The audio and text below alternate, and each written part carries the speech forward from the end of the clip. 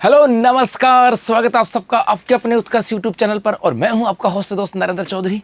यदि हम किसी देश और समाज और किसी राज्य की बात करें तो कहते हैं कि जो देश जितना साक्षर होगा, जितना सभ्य होगा, वह देश उतना ही आगे जाएगा।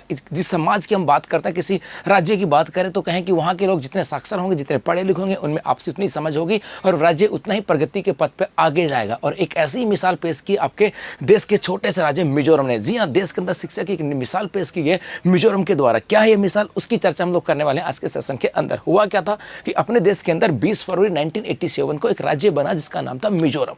20 फरवरी 1987 को छोटा राज्य बना था मिजोरम और इसका क्षेत्रफल मात्र 8,139 वर्ग किलोमीटर है। मतलब उम्मीद कर सकते हो कि राजस्थान का क्षेत्रफल 3,42,239 वर्ग किलोमीटर है और कहाँ इसका क्षेत्रफल 8,139 वर्ग किलोमीटर। मतलब बहुत छोटा सा एक राज्य था भारत के अंदर मिजोरम। लेकिन 2011-12 की जो जनगणना हुई थी उस समय वहाँ की जो साक्षरता की दर थी वो 91.33% थी।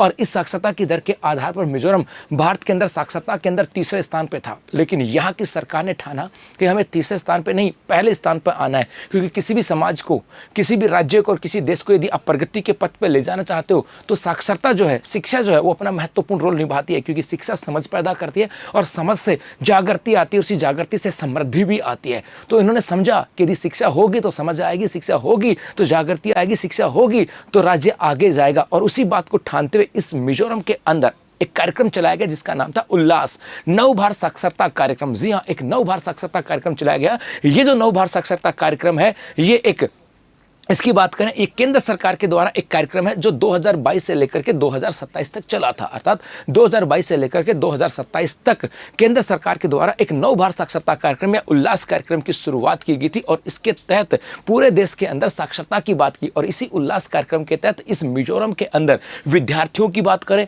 शिक्षकों की बात करें, रिसोर्स पर्सन की बात करें और एक CRCC शामिल थे और उनके द्वारा अपने कर्तव्य के बोध की बात करें, अपने राज्य के प्रति समर्पण की बात करें, मिजो संस्कृति के मूल्य से प्रभावित होकर के, और इन लोगों ने बेहतर काम किया और राज्य को साक्षरता के ऊपर, साक्षरता के अंदर आगे बढ़ाने में काम किया। और उसके बाद में इसका रिजल्ट जो है वो 2023-24 के अंदर एक सर्वे हुआ और उसके अंदर साफ साफ दिखाई दिया। जी हाँ, 2023-24 के अंदर एक सर्वे होता है और उस सर्वे के अनुसार मिजोरम की साक्षरता 98.20% आई। मतलब जहां पर 91.33% था, वहां के बाद में उल्लास कार्यक्रम के तहत यहाँ के विद्यार्थी, यहाँ के शिक्षक, यहाँ के स्वयंसेवक संघ की बात करें, रिसोर्स पर्सनों के द्वारा कार्य किया गया उस उल्लास कार्यक्रम के तहत और वो 91.33 से साक्षरता की दर बढ़ करके 98.20% हो गई। और फाइनली अब आते आते 20 मई 2025 को मिजोरम की राजधानी आइजोल के अंदर एक कार्यक्रम होता है और उस कार्यक्रम के अंदर मिजोरम के मुख्यमंत्री लाल दुहोमा ने घोषणा कर दी कि जो मिजोरम है ये पूर्ण साक्षर राज्य बन चुका है। और जैसे उन्होंने ये घोषणा की,